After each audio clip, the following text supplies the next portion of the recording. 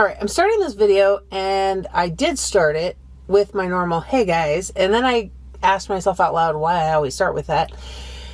And I think it's just a habit at this point, because I like saying hi when I see you all again, or when you see me, whichever. Anyhow, I realized recently that there are some family updates that I don't think I've given you guys, and when I did the very recent update, like life update, I don't know what I did and didn't say regarding the kids in it.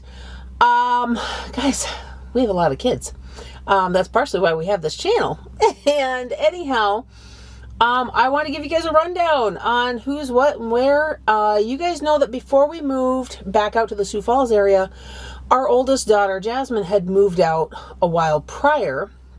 Well, she stayed behind in Rapid for a little while, but she has actually moved across the country. She's out, I'm not going to say specifically where, but she's out on the Central East Coast with her fiance. He is military, so when he was stationed out there, she moved with. They have plans to get married next year, which is super exciting. He seems like a really nice guy, and I'm really happy and excited for them. Our second, Emmy, well, her name is Emaya, but we call her Emmy. She is still at home for the moment, but guys, she's been accepted to a school. Yeah, there's certain details I'm going to keep private because I don't know what they do and don't want me to share. I didn't ask them before I did this. I probably should have. So what I will say is that Emmy is 21 now. She's kind of gone back and forth the last 2 years about what she wanted to do in the future, where she wanted to go. She had an opportunity to go with a friend of ours to a women's retreat in another state that was held at a Bible college. And while there, she felt it. She felt the pull. She felt a call. She knew that's actually what she was supposed to do. In fact, she knows what she's going to major in. It is an accredited Bible college. So when she graduates from there, she will walk away with either an associate's or a bachelor's degree that can be applied at another college, which is phenomenal. She's been accepted. The debate right now is whether she goes in January or if she waits until next September. She really wants to go in January, but there's so many reasons to wait until September. Ultimately, the decision is hers, and we support what she decides. I do think it'll be a little easier if she waits until September for multiple reasons, weather being one of them. She also realized that once she graduates, it's going to be a little difficult because she won't get to actually... They don't do a graduation at that time because she'll graduate mid-year. And at this school, instead of having everybody walk the May after they finish, they have them walk the year before. So they do the graduation ceremony without having graduated yet. They have another whole semester to go through. That didn't make sense to me, but she said that's how they do it. And so she's kind of worrying on that. She wants to be done with school before she does the graduation. So there's that. Ciara, in fact, as I'm recording this, Ciara is in Hawaii right now. Since she works for an airline, she's been traveling. She's making full use of it. She, however, has some really big international plans coming up. In March, she plans to leave us to head overseas to complete her TEFL, which is Teaching English as a Foreign Language certification. There's a specific country she's been wanting for a couple of years now to actually go to. She had gone back and forth on whether or not to actually go through with it and do the program, but she has decided that it's going to be worth it.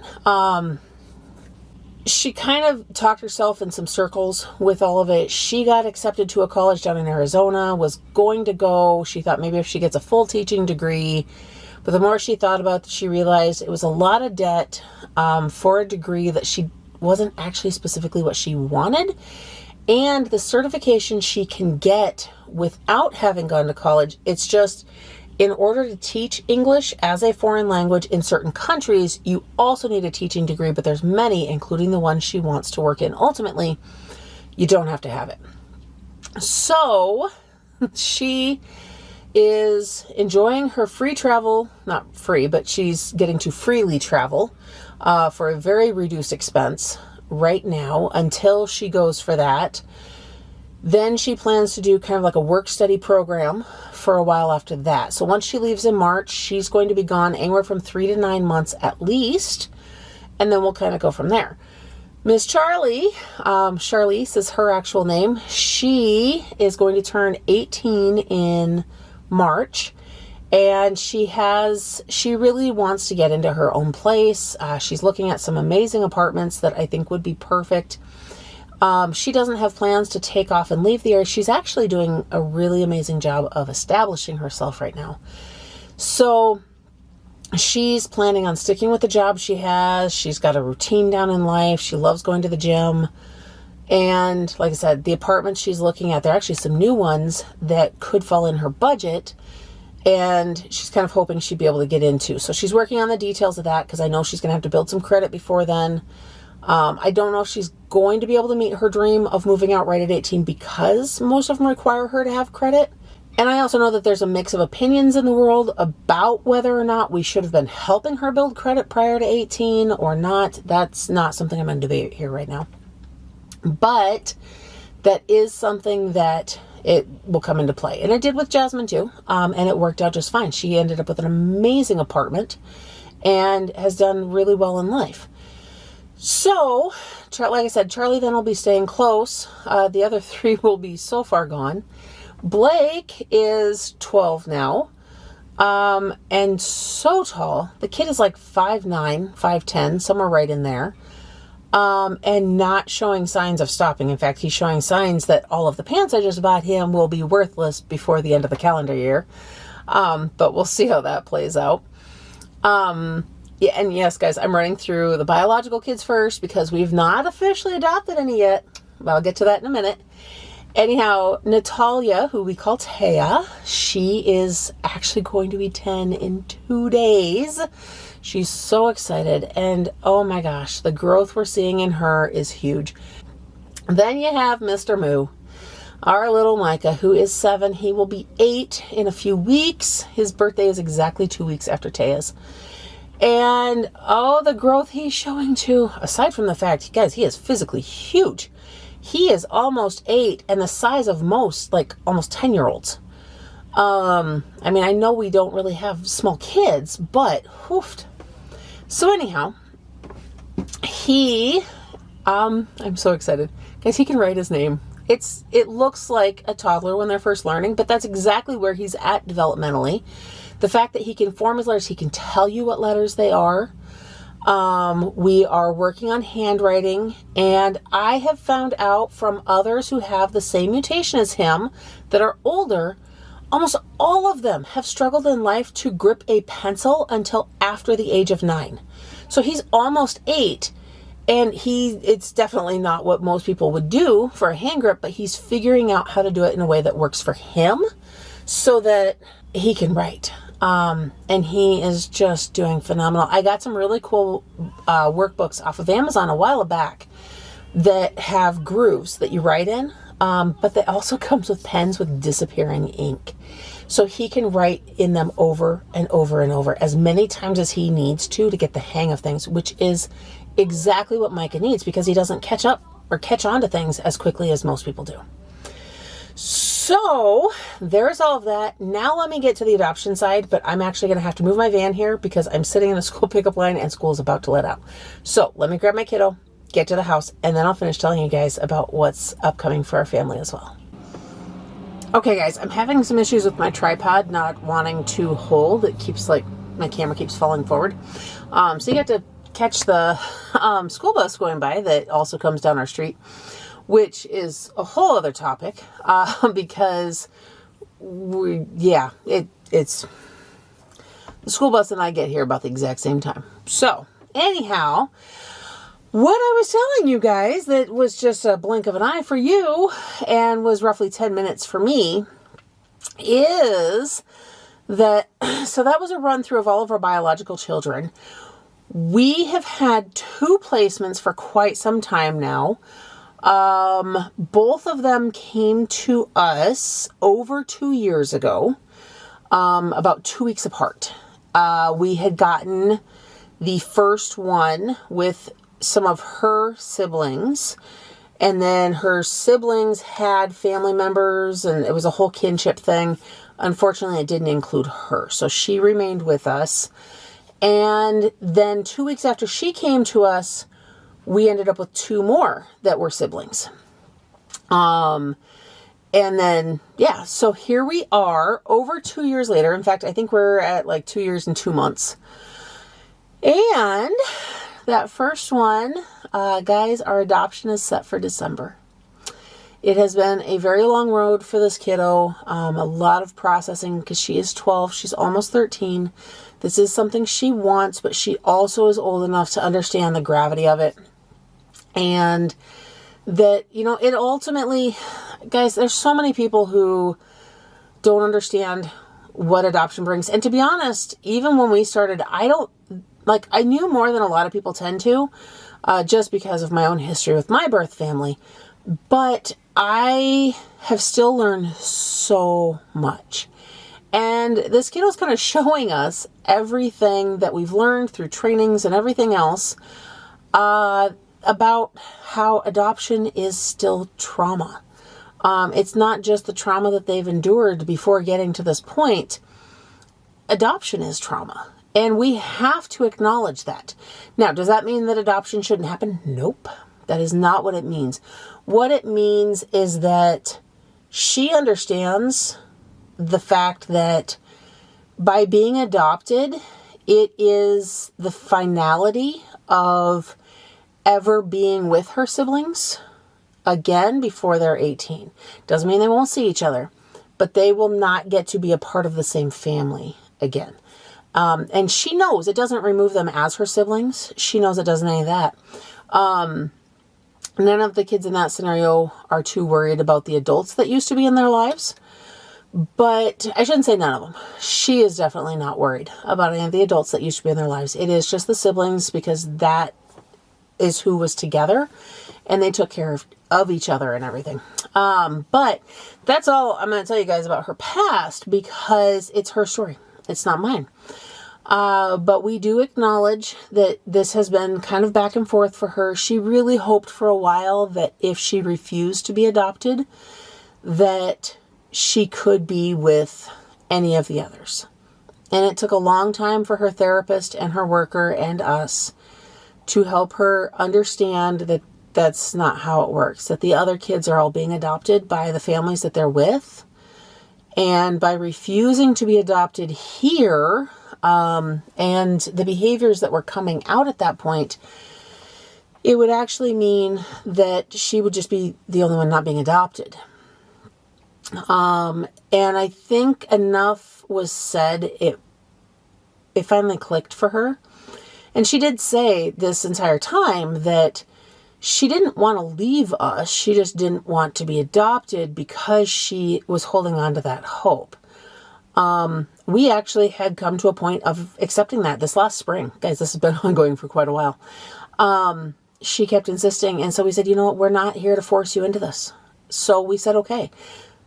There were some, like the worker and such, that they didn't love the fact that we were going to stand for what she wanted.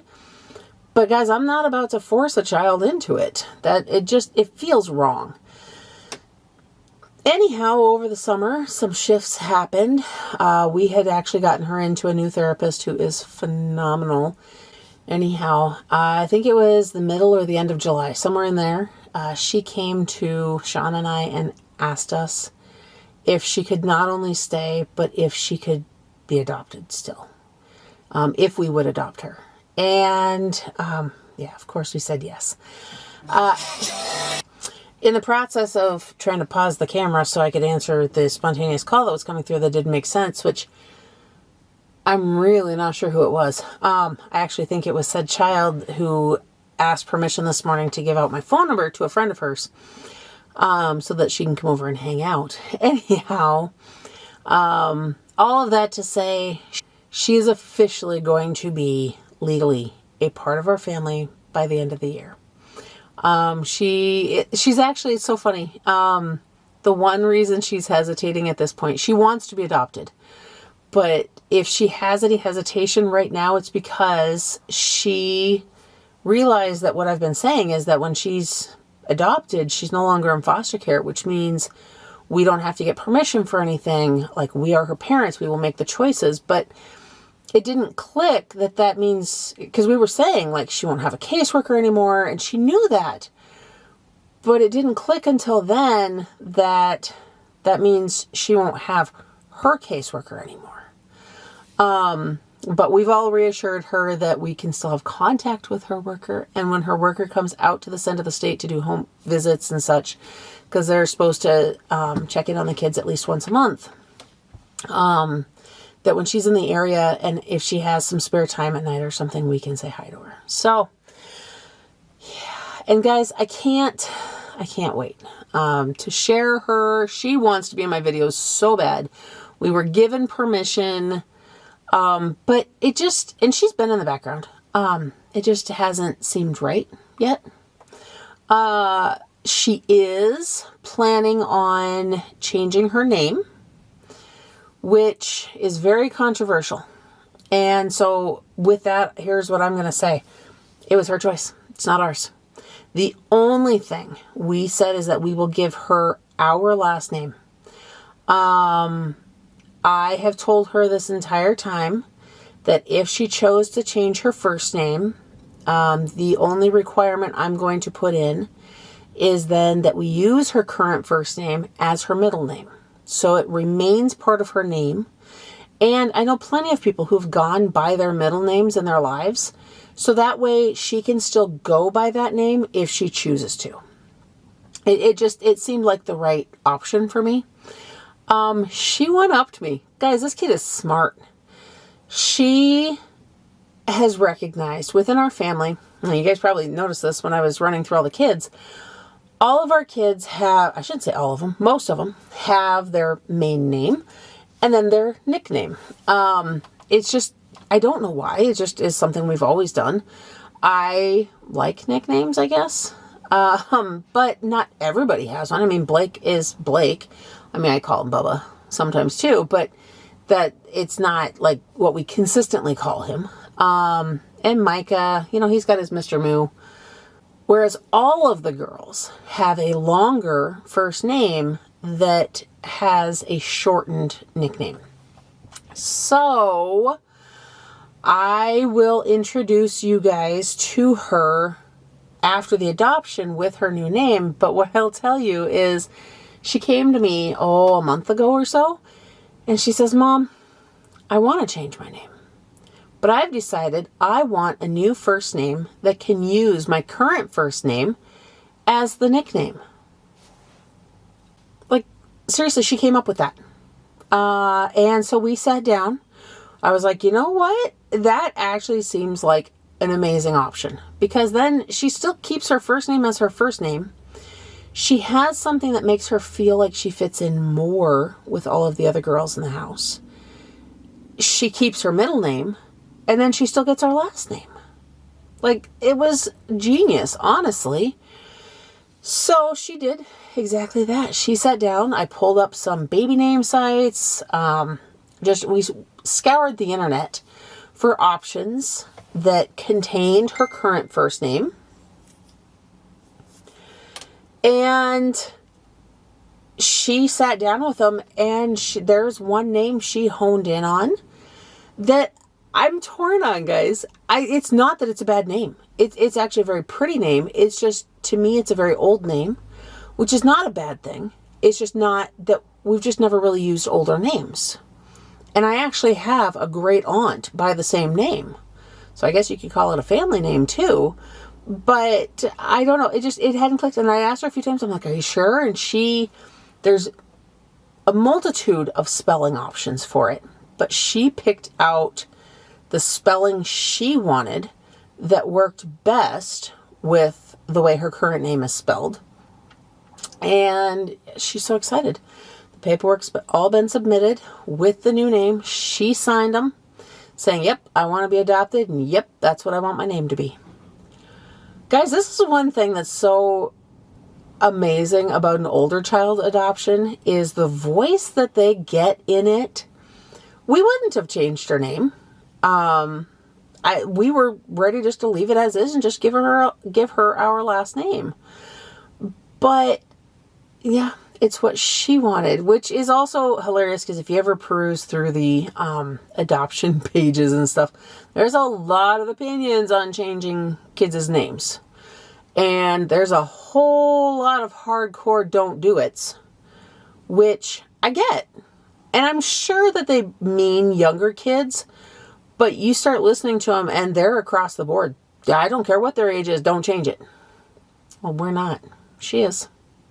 Anyhow, I rambled about her for a little too long, but I wanted you guys to know who's coming in. And once the adoption is final, I'll get a video up, but we will also, I'll change the name and the information down in the about section. So guys, if you're ever curious, keep an eye on that, because that's where I put age changes and household changes. So if we've got any additional foster kids or anything like that, you'll see that in there. Now, on to the last little bit of our household. We've got one other placement that she has been with us solidly for over 2 years.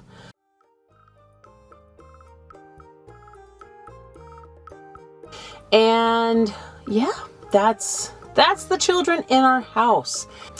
Anyhow, this probably got way longer than I originally intended. So there it is. That's our kids. I hope you guys are having a blessed day. Don't forget to like this video, subscribe to my channel, and hit that notification bell so you don't miss everything else coming up next. And I'll see you in the next one.